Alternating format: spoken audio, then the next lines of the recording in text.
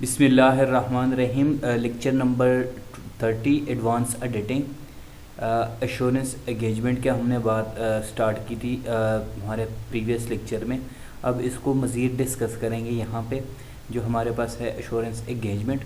सबसे पहले जो हम बात करते हैं historical financial information engagements, three main areas. कौन कौन से और थ्री मेन एरियाज़ होते हैं जब हम फाइनेंशियल इंफॉर्मेशन की बात करते हैं। ठीक है कि हम अपनी फाइनेंशियल इंफॉर्मेशन को जो है कहाँ कहाँ पे यूज़ कर सकते हैं और कौन सी जगह से हम फाइनेंशियल इंफॉर्मेशन को ले सकते हैं और उसके आगे उस बेस पे हम क्या क्या डिसीजन ले सकते हैं।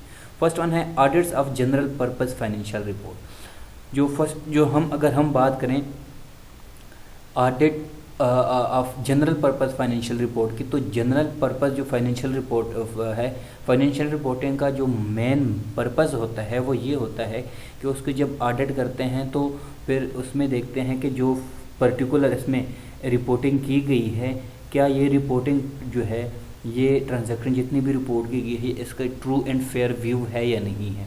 ट्रू एंड फेयर व्यू देखने के बाद वो देखते हैं कि जो इन्वेस्टर होते हैं, अगर ट्रू एंड फेयर व्यू हो तो फिर वो इन्वेस्टर जो है उस पर्टिकुलर कंपनी में इन्वेस्ट करते हैं। अगर ना हो तो फिर वो ट्रू एंड फेयर व्यू ना हो तो फिर इन्वेस्टर जो है वो अट्रैक्ट नहीं होते और उस पर्टिकुलर कंपनी में वो इन्वेस्ट नहीं करते। तो ये तो होता है जनरल पर्पस। अब जो है other audits of historical financial information, उसके बाद जो है जो हिस्टोरिकल फाइनेंशियल इन्फॉर्मेशन है, हिस्टोरिकल फाइनेंशियल इन्फॉर्मेशन में ऑडिट्स कौन कौन सी चीज़ें देखते हैं कि उसकी जो प्रीवियस जो रिकॉर्ड है कंपनी का वो देखते हैं कि प्रीवियस रिकॉर्ड में कि जितनी भी रिकॉर्डिंग की गई है वो ट्रू एंड फेयर व्यू है।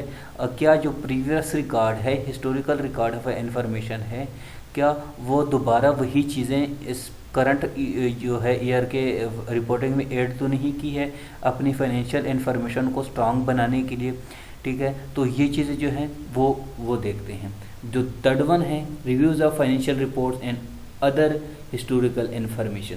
इसमें क्या होते हैं कि ये जो दोनों होते हैं, जो हमारे पास जनरल पर्पस फाइनेंशियल रिपोर्ट है और हिस्टोरिकल फाइनेंशियल रिपोर्ट है, इन दोनों को देखते हैं। इन दोनों को देखने के बाद वो देखते हैं कि जो हिस्टोरिकल इन्फॉर्मेशन है और फाइनेंशियल रिपोर्ट है उन दोनों को रिव्यू करते हैं कि उन दोनों को रिव्यू करने के बाद उनको पता चल जाता है, ठीक है, कि इसमें वो जो जो जो प्रीवियस रिकॉर्डिंग कोई तो नहीं की है, ठीक है, या तो टैक्स से बचने के लिए या फिर कस्टमर वगैरह को या जो इन्वेस्टर है उनको अट्रैक्ट करने के लिए। तो ये थ्री मेन एरिया है। अब जो है सेकंड वन इसमें बात करते हैं engagements other than those related to historical information. इसके अलावा कौन कौन सी एंगेजमेंट्स होती हैं तो वो उसके बारे में देखते हैं जो अश्योरेंस में जो है एंगेज होती हैं। फर्स्ट वन है compliance engagement, performance engagement, sustainability engagement, forensic audit engagement and continuous auditing audit. जो तो फर्स्ट थ्री जो है compliance engagement, performance engagement and sustainability engagements, ये तो हम इस लेक्चर में डिस्कस करेंगे और ये नेक्स्ट जो टू है वो हम नेक्स्ट लेक्चर में डिस्कस करेंगे। तो फर्स्ट वन हम बात करते हैं कंप्लायंस एंगेजमेंट की। तो देखिए assurance engagement involving historical financial information, ठीक है, क्योंकि इसमें हमने पीछे बात की कि इसमें हम बात करते हैं हिस्टोरिकल फाइनेंशियल इन्फॉर्मेशन की। फर्स्ट वन है audits of special purpose financial reports it prepared by a non reporting entity. तो जो स्पेशल पर्पस फाइनेंशियल रिपोर्ट बनती है वो नॉन रिपोर्टिंग एंटिटी से जो है वो प्रिपेयर करते हैं, ठीक है, जैसे कि ऑडिटर्स होते हैं, ठीक है, सर्टिफाइड होते हैं। Second one typically prepared for a particular purpose.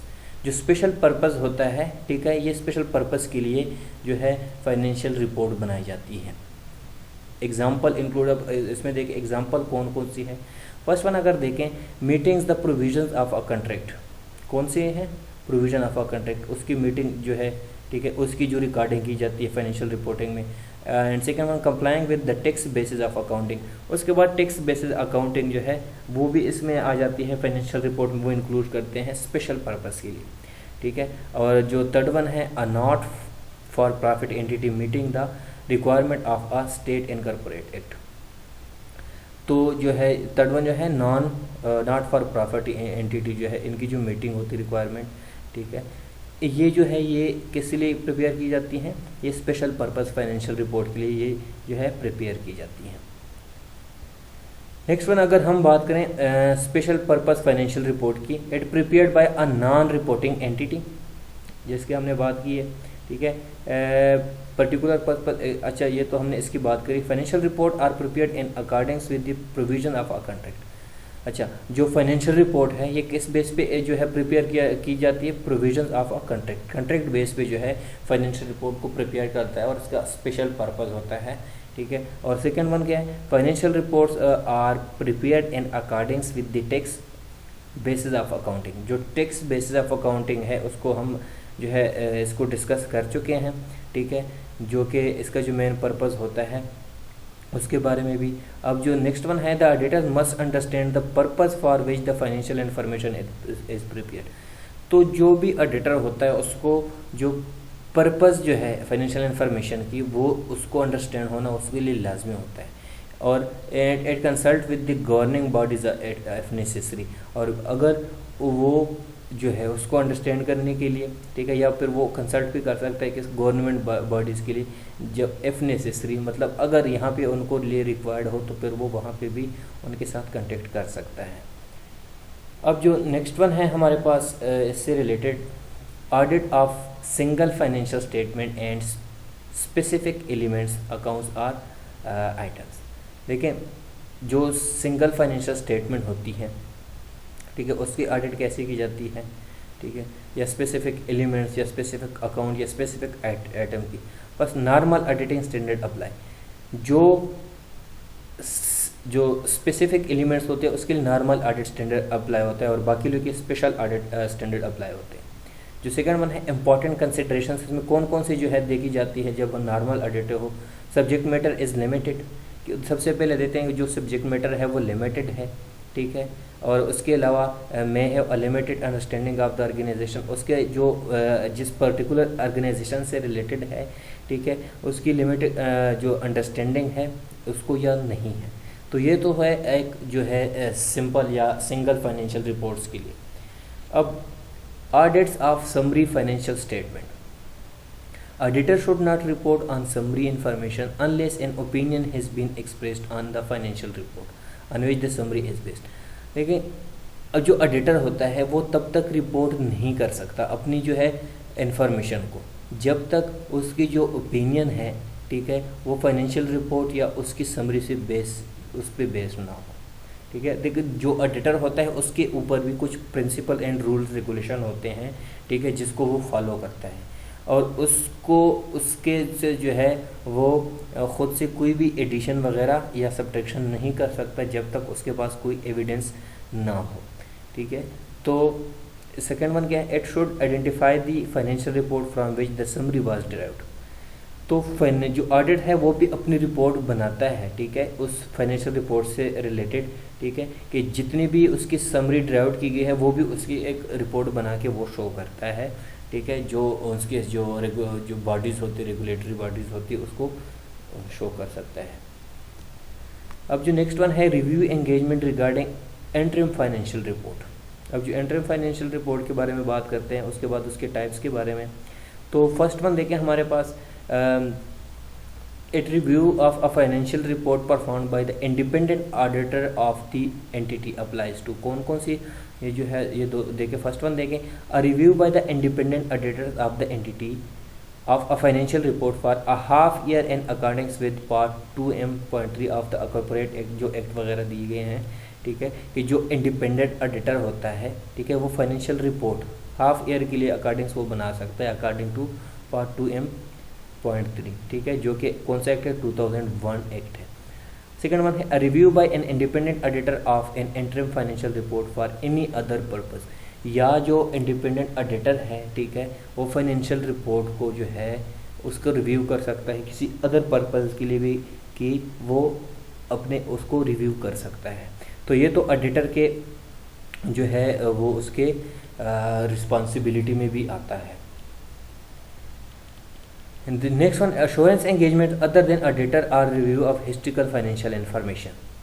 इसमें कौन सी बातें देखें, it establishes the mandatory requirement for undertaking and reporting on assurance engagement other than audit of review of historical information covered by ASAR जो देखें, इसमें जो है जो रिपोर्टिंग और एश्योरेंस की बात की गई है, जो उनकी रिक्वायरमेंट है, मैंडेटरी रिक्वायरमेंट, उसको देखा जाता है। और उसके अलावा जो हिस्टोरिकल फाइनेंशियल इंफॉर्मेशन है जितनी कवर की जाती है उसको भी दे। फर्स्ट वन देखें, इसमें जो है अकॉर्डिंग टू जो है ISAE 3000, it uses the term assurance पर practitioner which includes a person or an organization. मतलब ये लफ्ज़ क्यों यूज़ कर सकते हैं कि वो बंदा या वो organisation whether in public practice, industry, commerce or the public sector involved in the provision of assurance services, कि वो बंदा हो सकता है, ठीक है, या ऑर्गेनाइजेशन जो कि एश्योरेंस सर्विसेज में क्या होता है, इन्वॉल्व होता है। बेशक वो पब्लिक में हो या इंडस्ट्री हो, कॉमर्स में, या जो है इसके अलावा अदर जो सेक्टर्स में अगर वो काम कर रहा हो जो कि उससे रिलेटेड काम कर रहा हो, ठीक है। अब हम बात करते हैं the assurance practitioner should also consider the following. कौन कौन से जो है एथिकल रिक्वायरमेंट्स, क्वालिटी कंट्रोल्स, ठीक है। तो ये जो है एश्योरेंस प्रैक्टिशनर ये चीज़ें उसके अंदर होनी चाहिए, ठीक है। और acceptance and continuance, terms of engagement, planning and performance, materiality, evidence, report content. तो ये जो 8 चीज़ें हैं, ठीक है, जो कि जो है कंसिडर की जाती है एश्योरेंस प्रैक्टिशनर में। जो हम इसके अलावा नेक्स्ट वन हम बात करते हैं, इसके अलावा example of assurance engagement other than those relating to historical financial information, compliance engagement, performance engagement, perspective financial information, effectiveness of control procedures. तो ये वो है कि जिसको हम आगे 1 बाय 1 डिस्कस भी करना है, ठीक है। तो सबसे पहले compliance engagement, performance engagement and perspective financial information, तो उसको जो है हम 1 बाय 1 आगे डिस्कस करेंगे। तो इससे पहले हम बात करते हैं, हम जो है इसके बारे में sustainability assurance report, example of assurance engagement other than those related to historical financial information. सबसे पहले हम सस्टेनेबिलिटी एश्योरेंस रिपोर्ट कि ये जितनी भी एश्योरेंस रिपोर्ट है, ठीक है, उससे मतलब क्या है। सबसे पहले सस्टेनेबिलिटी से, ठीक है, कि जो बिजनेस एक्टिविटी होती है, ठीक है, वो लॉन्ग टर्म इफेक्ट होती है, लॉन्ग टर्म इफेक्ट करती है एनवायरनमेंट को, ठीक है। तो इसको हम अब यहाँ पे रीड करते हैं, 1 बाय 1 डिस्कस करते हैं। Sustainability refers to the notion of conducting business activities with minimal long term effect on the environment. चलिए, ये तो सस्टेनेबिलिटी की जो है डिफिनीशन हो गई जिसके बारे में हम बात कर रहे थे। अब जो सेकेंड पॉइंट है इसका, it employs paying attention to the comprehensive outcomes of events and actions we are practical and being accountable for such outcome. अच्छा, it employs paying attention to the comprehensive outcomes. जो comprehensive outcome होते हैं, मतलब जो result होते हैं of events या action के, वे आर प्रैक्टिसेबल, मतलब जो प्रैक्टिशनर की बात होती है, ठीक है, are being accountable for such outcome. जो भी वो रिजल्ट बनाते हैं तो उसके वो अकाउंटेबल भी होते हैं, जो पर्टिकुलर प्रैक्टिशनर होते हैं। जो थर्ड वन है, this is known is full cost accounting और एनवायरमेंटल अकाउंटिंग, ठीक है। इसको फुल कास्ट अकाउंटिंग भी बोलते हैं या एनवायरमेंटल अकाउंटिंग भी बोलते हैं इस सस्टेनेबिलिटी को। ये इस वजह से कि इसका जो है लॉन्ग टर्म इफेक्ट होता है उस एनवायरनमेंट पे, जिसकी वजह से क्या होता है, उस एनवायरनमेंट पे नेगेटिव इम्पैक्ट की वजह से, ठीक है, उसका पर्टिकुलर कंपनी का इमेज भी नेगेटिव हो सकता है। जो लास्ट पॉइंट है हमारे पास, reporting guidelines include treble bottom line reporting, the global reporting initiative GRI जिसको बोलते हैं, and the 1000 assurance standard, AA1000 assurance standard. तो ये जो 4 पॉइंट हैं, ठीक है, जो कि सस्टेनेबिलिटी एश्योरेंस रिपोर्ट से रिलेटेड हैं। तो फर्स्ट वन में हमने बात की सस्टेनेबिलिटी, ठीक है, कि जो एक्टिविटीज़, बिजनेस एक्टिविटीज़ होती हैं जिसकी वजह से लॉन्ग टर्म इफेक्ट होता है एनवायरनमेंट पे, ठीक है।